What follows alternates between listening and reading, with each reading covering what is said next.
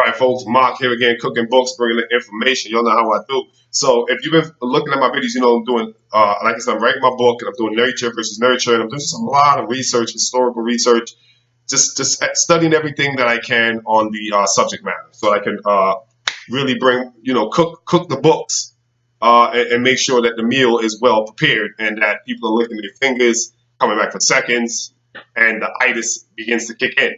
So, real quick, I want to discuss the topic of eugenics. Just real quick, because I got to run. So, eugenics, what is eugenics? Eugenics was founded by Francis Galton back in the early mid 19th century. Galton, who was a cousin to the famous, renowned Charles Darwin. And Galton was a eugenicist because he purported that the only way for us to have a improved human race or human society is by taking those who are talented, copulating, sexually intercourse the talented and reproduce talented children, talented babies, while at the same time excluding those who are feeble-minded, considered unfit from procreating through forced sterilization.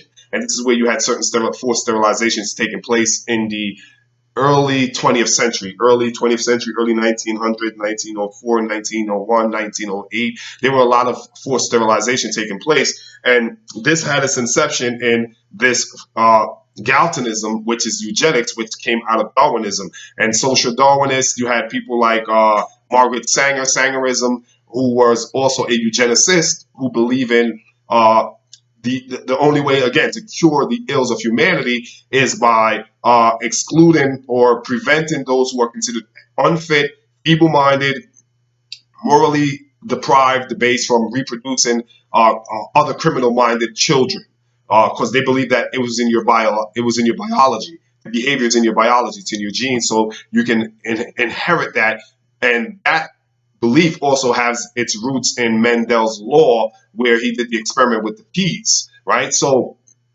eugenics is actually also responsible for the Nuremberg laws, which was enacted by the Third Reich, Adolf Hitler, in 1935, and those laws prevented Jews from marrying Germans, and those laws also was set up to protect and preserve pure German blood and honor German ethnicity. So the Nuremberg laws led to, obviously, concentration camps, the Holocaust, and millions of people, the atrocities that took place there. The reason I say all of that, because all of that, Brown versus Board of Ed, Jim Crow, separate but equal, all these racist policies that were enacted here within the states. California was the epicenter of eugenics. Eugenics had its epicenter in California, actually.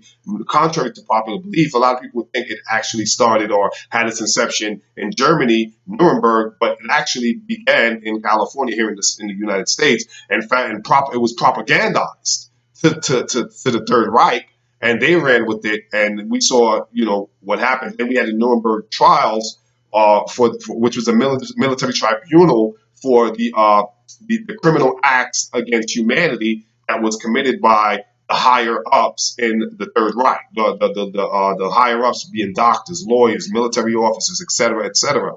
And so eugenics is a very dangerous philosophy, immoral ideology that has its inception in evolutionary theory founded by Darwinism and so on and so forth. Now, I do believe in evolution. There's some parts of evolution that I think is factual and actual. But as far as the eugenics aspects, that was purely created by the evil intents of man's mind. Till next time, Mark here, cooking books, bringing info. Peace.